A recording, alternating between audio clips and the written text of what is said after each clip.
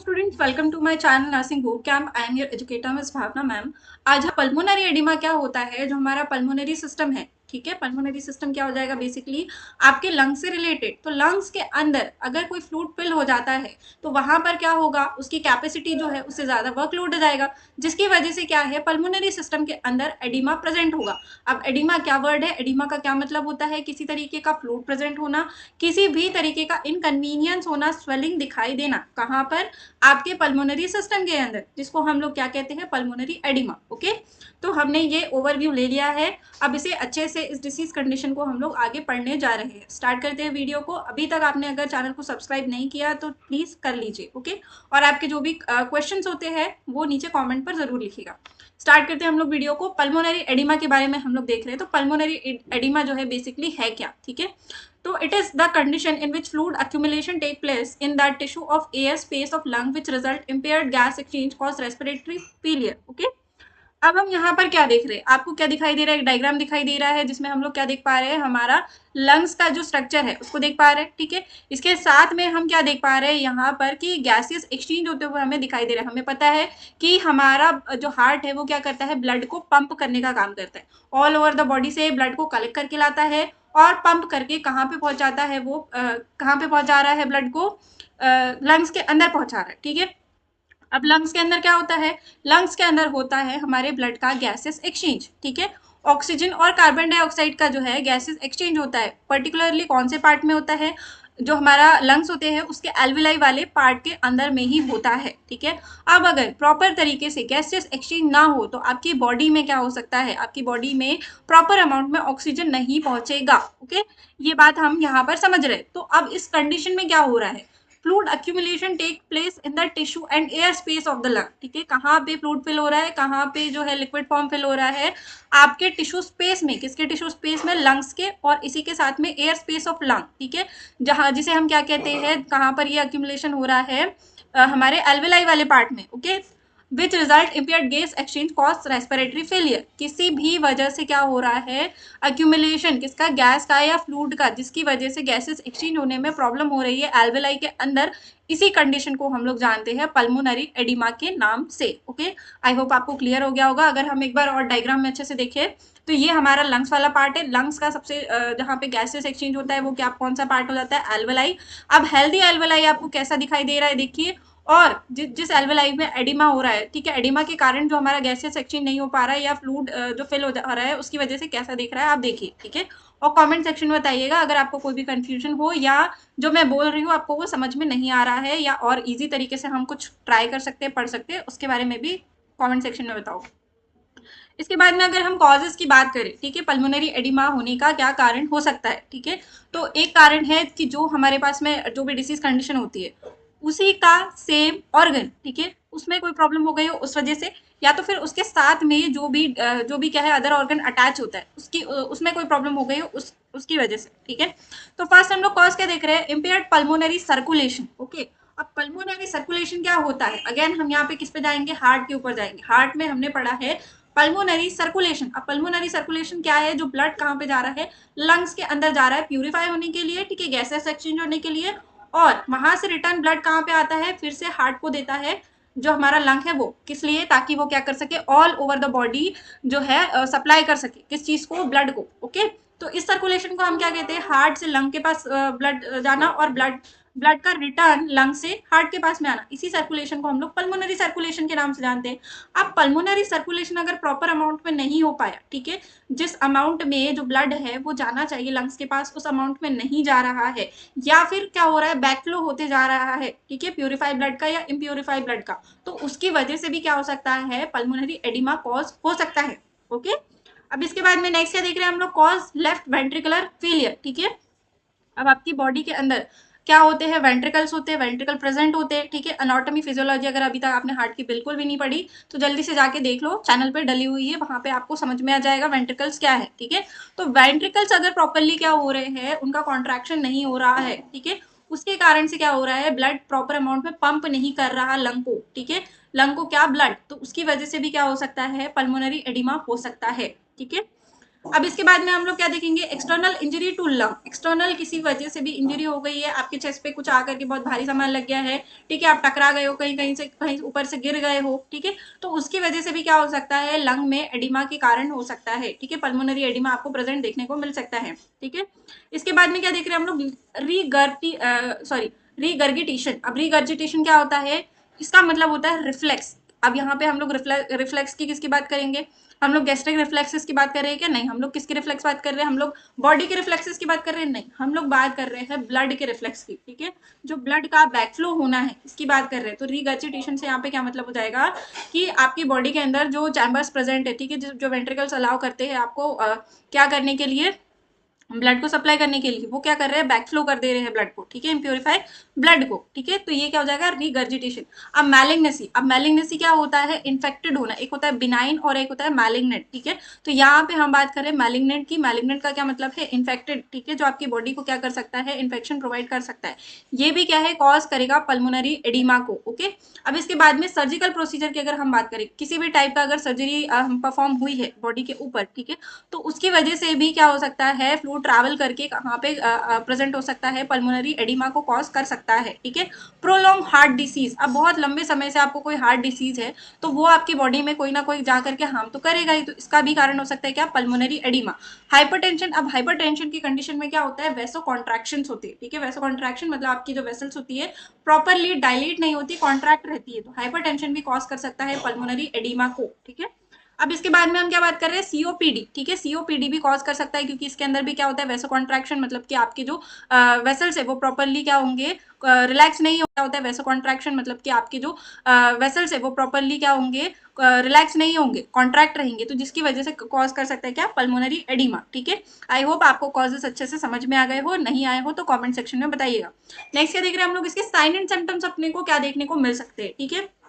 तो अगर हम साइलेंट सिम्टम्स ना भी पढ़े तो हम दो चार तो ऐसे ही बता सकते हैं कि हमें ब्रीदिंग में प्रॉब्लम होगी, है ना, सांस लेने में तकलीफ होगी, जब भी हम सांस लेंगे तो क्या है, चेस्ट में पेन हमें प्रेजेंट दिखाई दे सकता है, हमें घबराहट फील हो सकती है ना, तो ऐसे हम साइलेंट सिम्टम्स खुद से भी बता सकते हैं डिसीज के अकॉर्डिंग, ठीक है, क्योंकि आपको इतना तो दिमाग में आ जाना चाहिए, अगर रेस्पिरेटरी प्रॉब्लम है तो आपको क्या साइलेंट सिम्टम देखने को मिल सकते हैं। तो साइलेंट सिम्टम्स में अगर फर्स्ट बात करें हम लोग तो डिस्पनिया। अब डिस्पनिया क्या होगा, इरेगुलर ब्रीदिंग को हम लोग क्या बोलते हैं, डिस्पनिया, ओके। इसके बाद में नेक्स्ट क्या देख रहे हैं, ब्लड विद कॉफिंग। आप जब भी काफ करते हो मतलब कि खांसते हो तो उसके साथ में ब्लड आएगा। अब इसका ब्लड टर्म क्या है, ठीक है, जो हम खांसते हैं उसके साथ में ब्लड आता है उसको हम क्या बोलते हैं, हिमोप्टाइसिस, ठीक है। हिमोप्टाइसिस किसे कहते हैं, जब काफ के साथ में ब्लड आने लग जाता है उसे।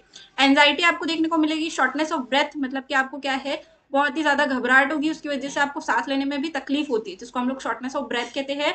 पेरिफेरल एडिमा, आपकी बॉडी में प्रॉपर ब्लड का सप्लाई नहीं होगा, ठीक है, तो उसकी वजह से गैसेस एक्सचेंज अच्छे से नहीं हो रहा, तो आपको आपका जो बॉडी है उसके अंदर एडिमा प्रेजेंट दिखाई देगा, ठीक है।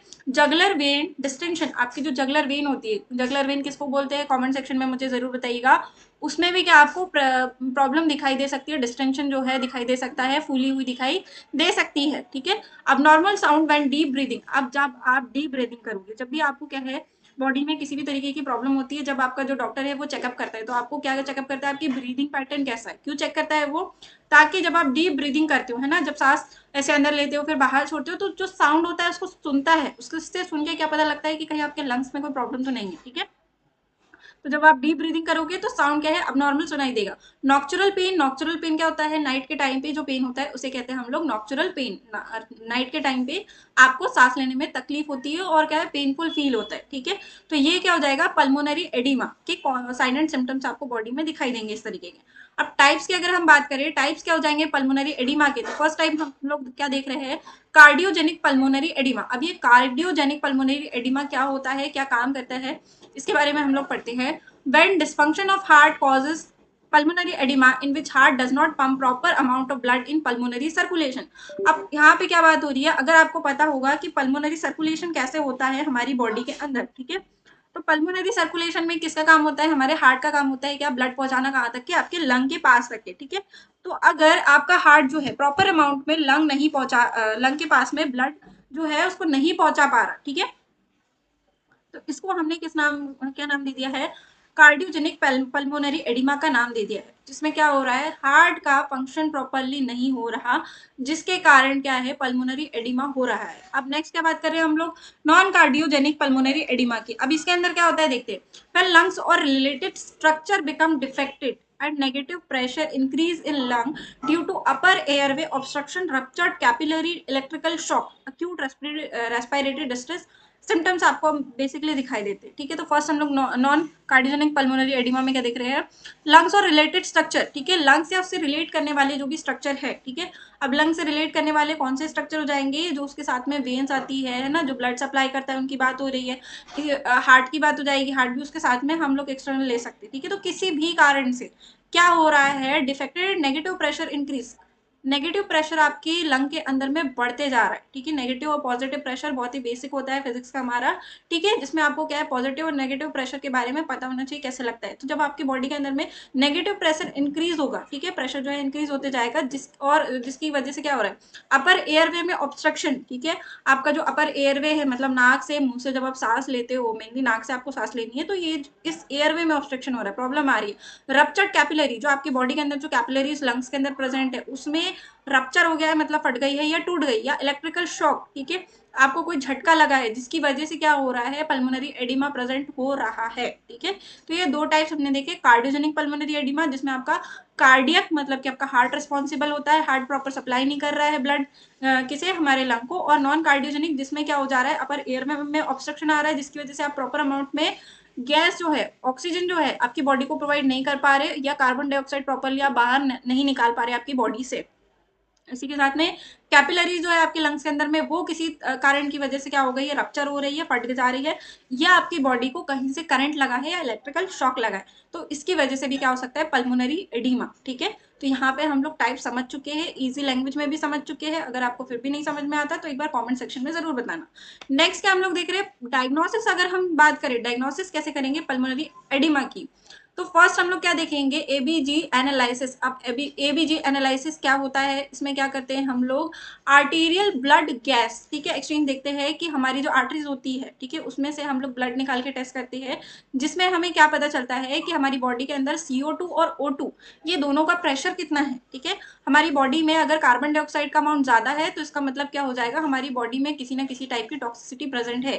ठीक है, चेस्ट एक्सरे, अब इससे क्या पता चल जाएगा कि एडिमा हो रहा है या नहीं। इकोकार्डियोग्राफी, इससे भी क्या पता चल जाएगा कि आपका हार्ट जो है प्रॉपर वर्क कर रहा है या नहीं कर रहा। सीरम इलेक्ट्रोलाइट, ठीक है, एंड लिवर फंक्शन टेस्ट। अब लिवर की वजह से भी, लिवर प्रॉपरली वर्क कर रहा है नहीं कर रहा, कहीं उसके अंदर इन्फेक्शन की वजह से वो आपके ट्रैवल करके कहीं आपके जो लंग है उसको कहीं इफेक्ट करने का काम तो नहीं कर रहा। ठीक है, क्योंकि अगर हम एनाटॉमी में देखें तो लिवर का जो पोजीशन होता है, ठीक है, वो ऐसे नीचे होगा, उसके ऊपर डायफ्राम, डायफ्राम के ऊपर लंग्स होते हैं वो प्रेजेंट होते हैं। ठीक है, तो वो कहीं इन्फेक्ट तो करने का काम नहीं कर रहा। ठीक है, तो सीरम इलेक्ट्रोलाइट में हम लोग क्या देखते हैं कि आपकी बॉडी के इलेक्ट्रोलाइट इंबैलेंस तो नहीं है, सोडियम प्रॉपर है, कैल्शियम प्रॉपर अमाउंट में है। ठीक है, तो ये हम क्या देखेंगे सीरम इलेक्ट्रोलाइट में। ठीक है, तो आप ये क्या करेंगे, डायग्नोसिस इस तरीके से कर लेंगे, जिससे आपको पता लग जाएगा कि बॉडी में इन्फेक्शन है, इन्फ्लामेशन है, कहाँ पर है, आपका हार्ट प्रॉपर वर्क नहीं कर रहा, आपकी बॉडी में सोडियम का अमाउंट ज्यादा हो गया है, कैल्शियम का अमाउंट ज्यादा हो गया है, किस वजह से, क्या क्या ऐसा कारण है जिसकी वजह से पल्मोनरी एडिमा दिखाई दे रहा है। अब हमने डायग्नोसिस कर लिया, पता चल गया हमको कि पल्मोनरी एडिमा बॉडी के अंदर में है पेशेंट के। अब इसके बाद में मैनेजमेंट की बात आती है। मैनेजमेंट कैसे करेंगे, फर्स्ट काम हम लोग करेंगे पेशेंट का हिस्ट्री कलेक्शन। हिस्ट्री ले लेंगे ऑल ओवर, पेशेंट को चेस्ट में प्रॉब्लम हो रही है, कब से हो रही है, आपने कहाँ दिखाया था, नहीं दिखाया। हम क्या देखेंगे, सीरम इलेक्ट्रोलाइट में। ठीक है, तो आप ये क्या करेंगे, डायग्नोसिस इस तरीके से कर लेंगे जिससे आपको पता लग जाएगा कि बॉडी में इन्फेक्शन है, इन्फ्लामेशन है, कहाँ पर है, आपका हार्ट प्रॉपर वर्क नहीं कर रहा, आपकी बॉडी में सोडियम का अमाउंट ज्यादा हो गया है, कैल्शियम का अमाउंट ज्यादा हो गया है, किस वजह से, क्या क्या ऐसा कारण है जिसकी वजह से पल्मोनरी एडिमा दिखाई दे रहा है। अब हमने डायग्नोसिस कर लिया, पता चल गया हमको कि पल्मोनरी एडिमा बॉडी के अंदर में है पेशेंट के। अब इसके बाद में मैनेजमेंट की बात आती है। मैनेजमेंट कैसे करेंगे, फर्स्ट काम हम लोग करेंगे पेशेंट का हिस्ट्री कलेक्शन। हिस्ट्री ले लेंगे ऑल ओवर, पेशेंट को चेस्ट में प्रॉब्लम हो रही है, कब से हो रही है, आपने कहाँ दिखाया था, नहीं दिखाया था, है ना। आप फुल बॉडी चेकअप कर लेंगे, मॉनिटर करेंगे वाइटल साइंस को, पेशेंट के ब्रीदिंग पैटर्न को देखेंगे, रेस्पिरेशन पेशेंट कैसा कर रहा है, इसके साथ में पेशेंट का जो पल्स है वो कैसा आपको दिखाई दे रहा है, पल्स है हाई बढ़ी हुई आ रही है या लो आ रही है। ठीक है, तो ये आपको चेक करना। ऑक्सीजन एडमिनिस्ट्रेशन, क्योंकि पेशेंट को शॉर्टनेस ऑफ ब्रीथ देखने को मिल रही है, मतलब कि ब्रीदिंग में प्रॉब्लम हो रही है पेशेंट को, इसीलिए ऑक्सीजन एडमिनिस्टर करेंगे। ठीक है, बाहर से हम लोग ऑक्सीजन एडमिनिस्ट्रेशन करेंगे, एंटीबायोटिक्स देंगे, कोई भी अगर क्या है बैक्टीरियल इन्फेक्शन आपको प्रेजेंट दिखाई दे रहा है, उसको किल करने के लिए कार्डियोटॉनिक्स, ठीक है। कार्डियोटॉनिक्स में हम लोग क्या किन की बात करें, डिजिटालिस एंड डाइगोक्सिन, ठीक है, ये प्रोवाइड करेंगे। इसके साथ में ग्लिसरीन एनटीजी, ठीक है, नाइट्रोग्लिसरीन जिसको बोलते हैं, ये क्या करता है, जो वेसल्स कॉन्ट्रैक्ट हो जाती है उसको रिलैक्स करने का काम करता है, ठीक है। तो अब यहाँ पे क्या हो गया, हमारा पल्मोनरी एडिमा का इसका मैनेजमेंट हम कर चुके हैं, ठीक है। तो यहाँ पर जो है हमारा टॉपिक कंप्लीट होता है। आई होप आपको ये टॉपिक समझ में आया होगा, और अगर इससे रिलेटेड कोई भी क्वेश्चन है आपके तो उसको कमेंट सेक्शन में मुझे जरूर बताइएगा। Thank you for watching. Lights, camera, action.